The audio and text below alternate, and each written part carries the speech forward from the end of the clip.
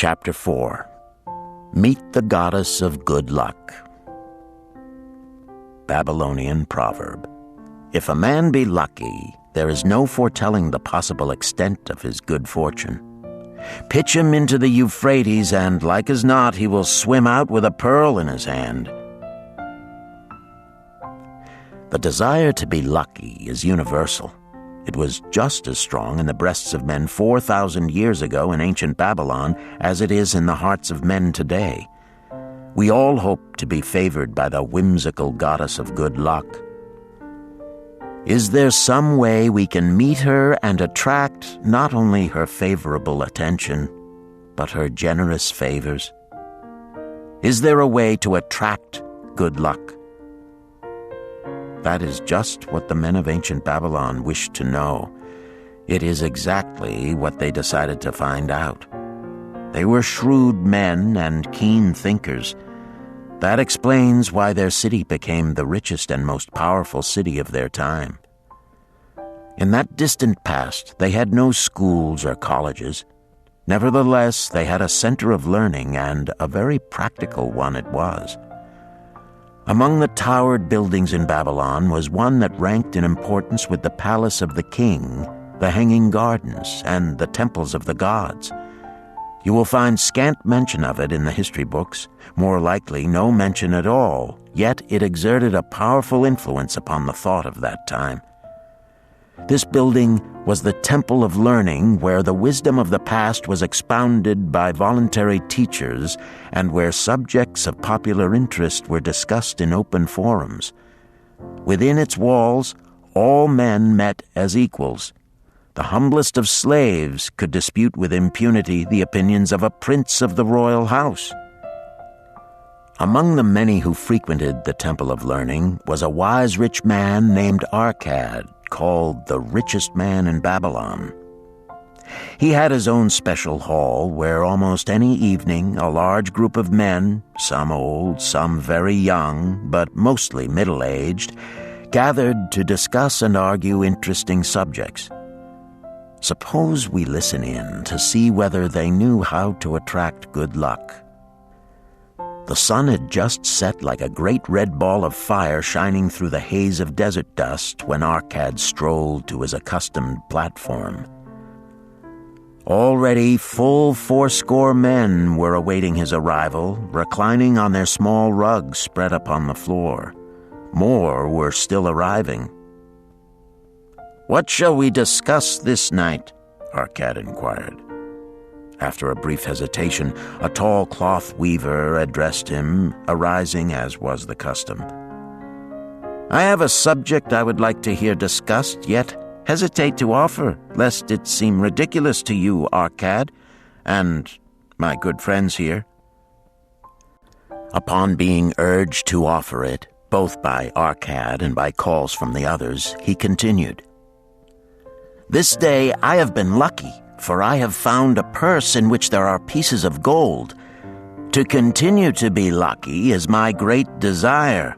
Feeling that all men share with me this desire, I do suggest we debate how to attract good luck, that we may discover ways it can be enticed to one." "A most interesting subject has been offered," Arcad commented. "One most worthy of our discussion. To some men, good luck bespeaks but a chance happening that, like an accident, may befall one without purpose or reason. Others do believe that the instigator of all good fortune is our most bounteous goddess Ashtar, ever anxious to reward with generous gifts those who please her. Speak up, my friends, what say you? Shall we seek to find if there be means by which good luck may be enticed to visit each and all of us?" "Yea, and much of it," responded the growing group of eager listeners. Thereupon Arcad continued, "To start our discussion, let us first hear from those among us who have enjoyed experiences similar to that of the cloth weaver in finding or receiving, without effort upon their part, valuable treasures or jewels. There was a pause in which all looked about, expecting someone to reply, but no one did. "What? No one?" Arcad asked. "Then rare indeed must be this kind of good luck. Who now will offer a suggestion as to where we shall continue our search?"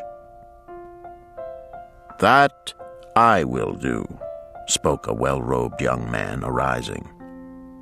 "When a man speaketh of luck, is it not natural that his thoughts turn to the gaming tables?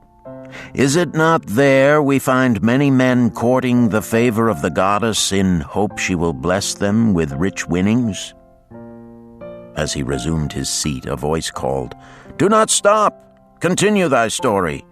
Tell us, didst thou find favor with the goddess at the gaming tables? Did she turn the cubes with red side up so thou filled thy purse at the dealer's expense? Or did she permit the blue sides to come up so the dealer raked in thy hard-earned pieces of silver?" The young man joined the good-natured laughter, then replied, "I am not averse to admitting she seemed not to know I was even there. But how about the rest of you? Have you found her waiting about such places to roll the cubes in your favor? We are eager to hear as well as to learn." "A wise start," broke in Arcad. "We meet here to consider all sides of each question. To ignore the gaming table would be to overlook an instinct common to most men, the love of taking a chance with a small amount of silver in the hope of winning much gold." "That doth remind me of the races but yesterday," called out another listener. "If the goddess frequents the gaming tables, certainly she does not overlook the races where the gilded chariots and the foaming horses offer far more excitement. Tell us honestly, Arcad, didst she whisper to you to place your bet upon those gray horses from Nineveh yesterday? I was standing just behind thee, and could scarce believe my ears when I heard thee place thy bet upon the grays. Thou knowest as well as any of us that no team in all Assyria can beat our beloved bays in a fair race. Didst the goddess whisper in thy ear to bet upon the grays because at the last turn the inside black would stumble and so interfere with our bays that the grays would win the race and score an unearned victory?" Arcad smiled indulgently at the banter. "What reason have we to feel the good goddess would take that much interest in any man's bet upon a horse race? To me, she is a goddess of love and dignity whose pleasure it is to aid those who are in need and to reward those who are deserving. I look to find her, not at the gaming tables or the races where men lose more gold than they win, but in other places where the doings of men are more worthwhile and more worthy of reward. In tilling the soil, in honest trading, in all of man's occupations, there is opportunity to make a profit upon his efforts and his transactions.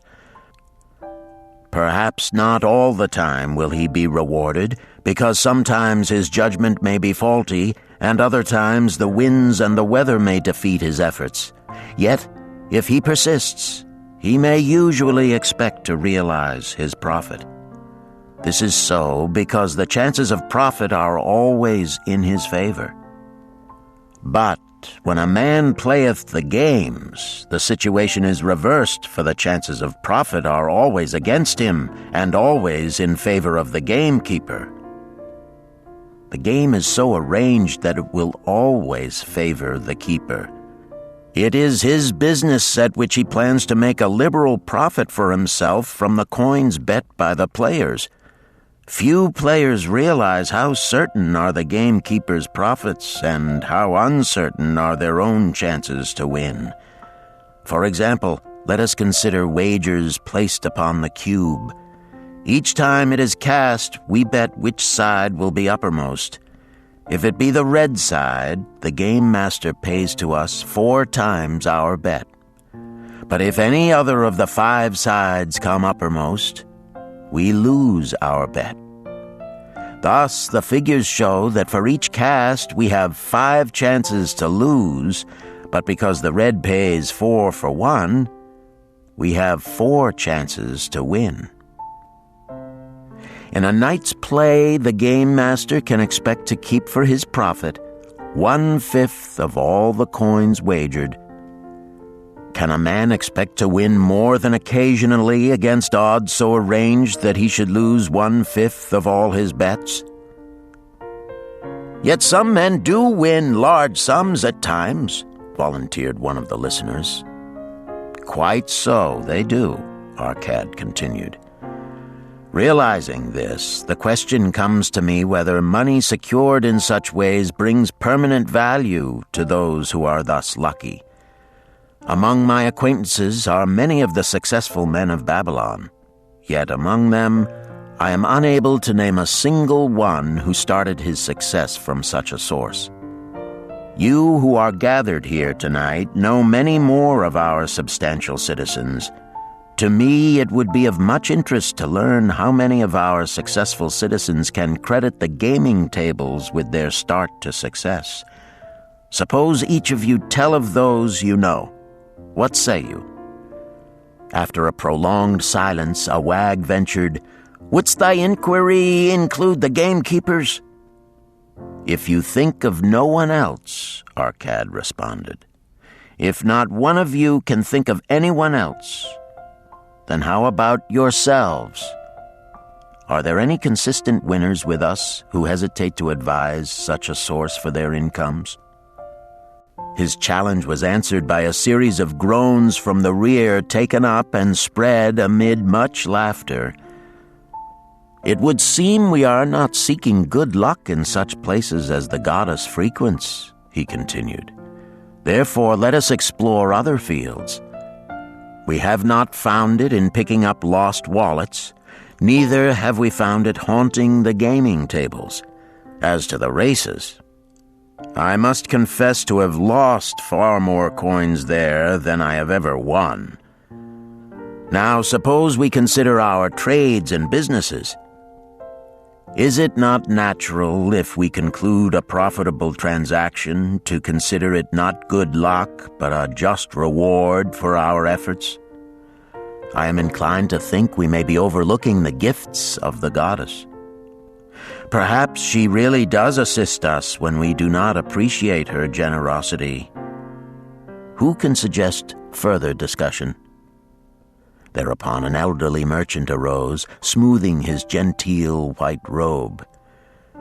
"With thy permission, most honorable Arcad and my friends, I offer a suggestion.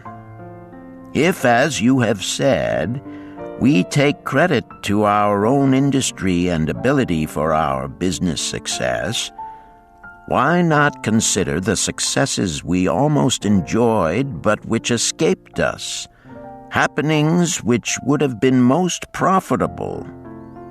They would have been rare examples of good luck if they had actually happened. Because they were not brought to fulfillment, we cannot consider them as our just rewards.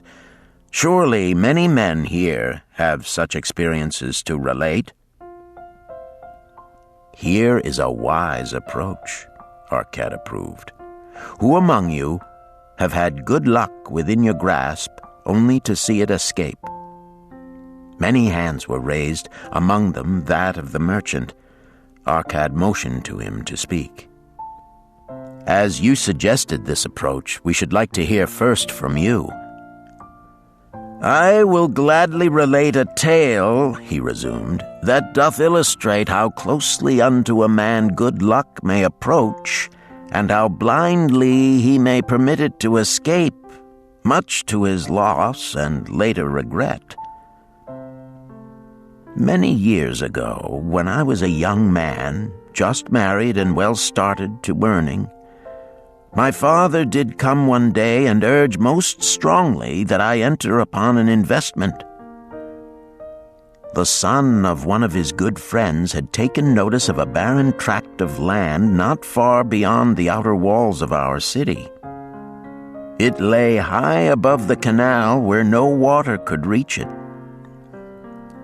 The son of my father's friend devised a plan to purchase this land, build 3 large water wheels that could be operated by oxen, and thereby raise the life-giving waters to the fertile soil. This accomplished, he planned to divide it into small tracts and sell to the residents of the city for herb patches. The son of my father's friend did not possess sufficient gold to complete such an undertaking. Like myself, he was a young man earning a fair sum.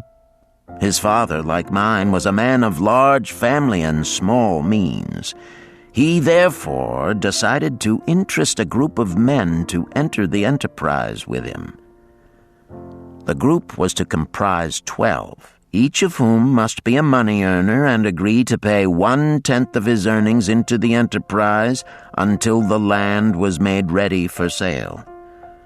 All would then share justly in the profits in proportion to their investment. Thou, my son, bespoke my father unto me, art now in thy young manhood. It is my deep desire that thou begin the building of a valuable estate for thyself, that thou mayest become respected among men. I desire to see thou profit from a knowledge of the thoughtless mistakes of thy father. This do I most ardently desire, my father, I replied. Then this do I advise. Do what I should have done at thy age. From thy earnings, keep out 1/10 to put into favorable investments. With this 1/10 of thy earnings, and what it will also earn, thou canst, before thou art my age, accumulate for thyself a valuable estate. Thy words are words of wisdom, my father. Greatly do I desire riches. Yet there are many uses to which my earnings are called. Therefore do I hesitate to do as thou dost advise. I am young. There is plenty of time. So I thought at thy age, yet behold, many years have passed, and I have not yet made the beginning. We live in a different age, my father. I shall avoid thy mistakes. Opportunity stands before thee, my son. It is offering a chance that may lead to wealth. I beg of thee, do not delay. Go upon the morrow to the son of my friend, and bargain with him to pay 10% of thy earnings into this investment. Go promptly upon the morrow. Opportunity waits for no man. Today it is here, soon it is gone, therefore delay not. In spite of the advice of my father, I did hesitate. There were beautiful new robes just brought by the tradesmen from the east, robes of such richness and beauty my good wife and I felt we must each possess one. Should I agree to pay 1/10 of my earnings into the enterprise, we must deprive ourselves of these and other pleasures we dearly desired. I delayed making a decision until it was too late, much to my subsequent regret. The enterprise did prove to be more profitable than any man had prophesied. This is my tale, showing how I did permit good luck to escape. In this tale, we see how good luck waits to come to that man who accepts opportunity, commented a swarthy man of the desert. To the building of an estate, there must always be the beginning. That start may be a few pieces of gold or silver which a man diverts from his earnings to his first investment. I myself am the owner of many herds. The start of my herds I did begin when I was a mere boy, and did purchase with 1 piece of silver a young calf. This, being the beginning of my wealth, was of great importance to me. To take his first start to building an estate is as good luck as can come to any man. With all men, that first step, which changes them from men who earn from their own labor to men who draw dividends from the earnings of their gold, is important. Some fortunately take it when young and thereby outstrip in financial success those who do take it later, or those unfortunate men, like the father of this merchant, who never take it. Had our friend, the merchant, taken this step in his early manhood when this opportunity came to him, this day he would be blessed with much more of this world's goods. Should the good luck of our friend the cloth weaver cause him to take such a step at this time, it will indeed be but the beginning of much greater good fortune. "Thank you. I like to speak also," a stranger from another country arose. "I am a Syrian. Not so well do I speak your tongue. I wish to call this friend, the merchant, a name. Maybe you think it not polite, this name. Yet I wish to call him that. But alas, I not know your word for it. If I do call it in Syrian, you will not understand. Therefore, please, some good gentleman, tell me that right name you call man who puts off doing those things that mighty good for him." "Procrastinator," called a voice. "That's him," shouted the Syrian, waving his hands excitedly. "He accepts not opportunity when she comes. He waits. He says, I have much business right now. By and by I talk to you. Opportunity she will not wait for such slow fellow. She thinks if a man desires to be lucky, he will step quick. Any man who not step quick when opportunity comes, he big procrastinator like our friend, this merchant."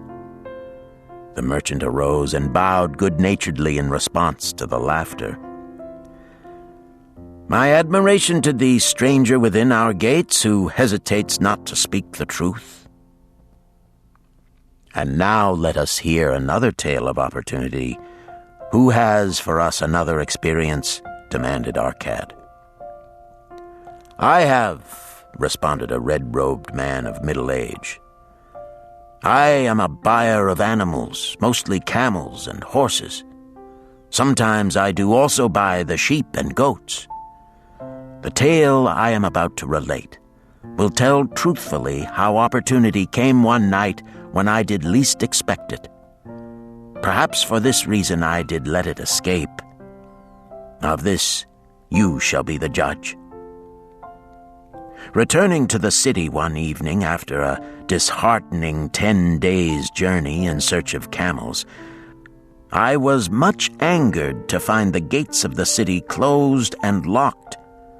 While my slaves spread our tent for the night, which we looked to spend with little food and no water, I was approached by an elderly farmer who, like ourselves, found himself locked outside.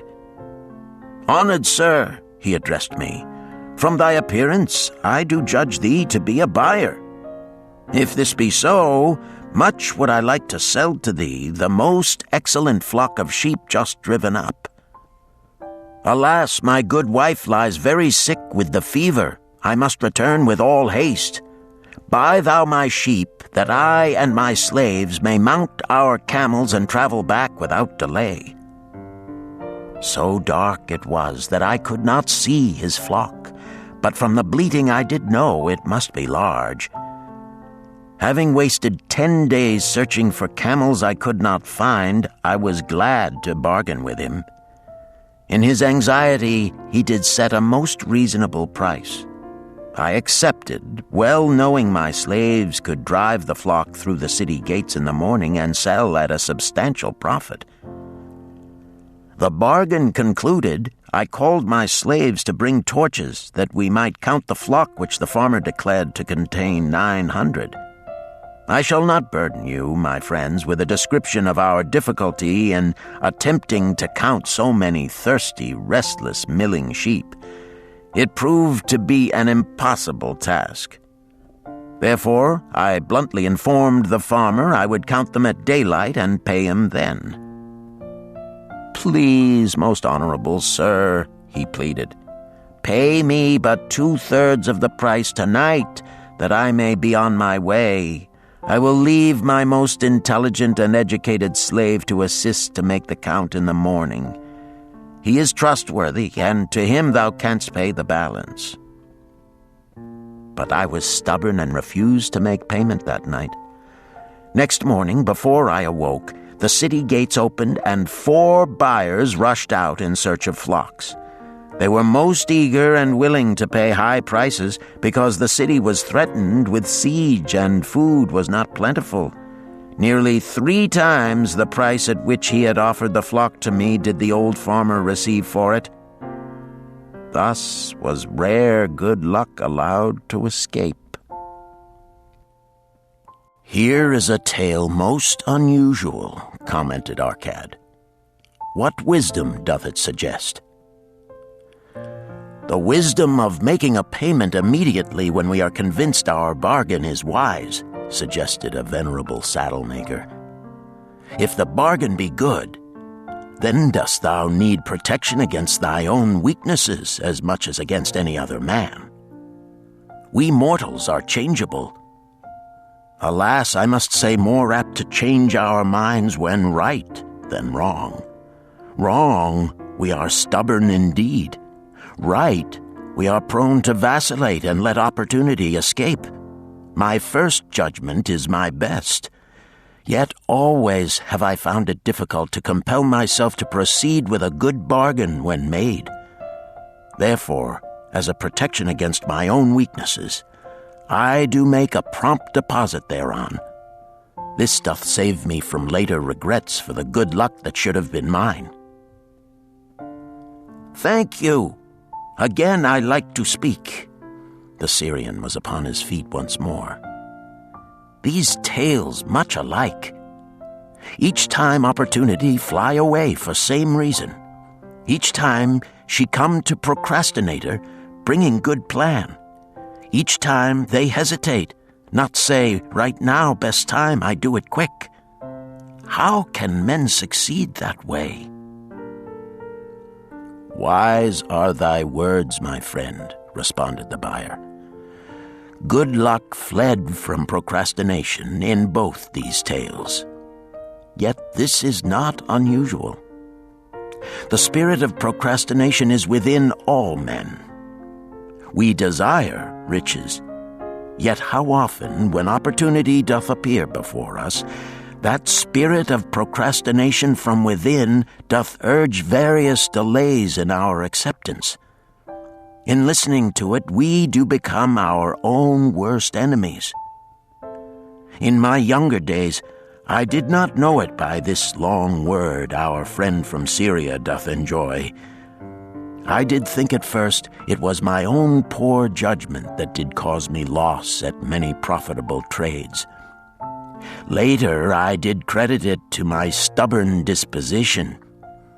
At last I did recognize it for what it was, a habit of needless delaying where action was required, action prompt and decisive. How I did hate it when its true character stood revealed. With the bitterness of a wild ass hitched to a chariot, I did break loose from this enemy to my success. "Thank you. I like ask question from Mr. Merchant," the Syrian was speaking. "You wear fine robes, not like those of poor man. You speak like successful man. Tell us, do you listen now when procrastination whispers in your ear?" Like our friend the buyer, I also had to recognize and conquer procrastination, responded the merchant. To me, it proved to be an enemy ever watching and waiting to thwart my accomplishments. The tale I did relate is but one of many similar instances I could tell to show how it drove away my opportunities. 'Tis not difficult to conquer once understood. No man willingly permits the thief to rob his bins of grain, nor does any man willingly permit an enemy to drive away his customers and rob him of his profits. When once I did recognize that such acts as these my enemy was committing, with determination I conquered him. So must every man master his own spirit of procrastination before he can expect to share in the rich treasures of Babylon. What sayest, Arcad? Because thou art the richest man in Babylon, many do proclaim thee to be the luckiest. Dost agree with me that no man can arrive at a full measure of success until he hath completely crushed the spirit of procrastination within him? It is even as thou sayest, Arcad admitted. During my long life, I have watched generation following generation, marching forward along those avenues of trade, science, and learning that lead to success in life. Opportunities came to all these men. Some grasped theirs and moved steadily to the gratification of their deepest desires. But the majority hesitated, faltered, and fell behind. Arcad turned to the cloth weaver. Thou didst suggest that we debate good luck. Let us hear what thou now thinkest upon the subject. I do see good luck in a different light. I had thought of it as something most desirable that might happen to a man without effort upon his part. Now I do realize such happenings are not the sort of thing one may attract to himself. From our discussion have I learned that to attract good luck to oneself, it is necessary to take advantage of opportunities. Therefore, in the future, I shall endeavor to make the best of such opportunities as do come to me. Thou hast well grasped the truths brought forth in our discussion, Arcad replied. Good luck, we do find, often follows opportunity, but seldom comes otherwise. Our merchant friend would have found great good luck had he accepted the opportunity the good goddess did present to him. Our friend the buyer likewise would have enjoyed good luck had he completed the purchase of the flock and sold at such a handsome profit. We did pursue this discussion to find a means by which good luck could be enticed to us. I feel that we have found the way. Both the tales did illustrate how good luck follows opportunity. Herein lies a truth that many similar tales of good luck, won or lost, could not change. The truth is this: good luck can be enticed by accepting opportunity. Those eager to grasp opportunities for their betterment do attract the interest of the good goddess. She is ever anxious to aid those who please her. Men of action please her best. Action will lead thee forward to the successes thou dost desire. Men of action are favored by the goddess of good luck.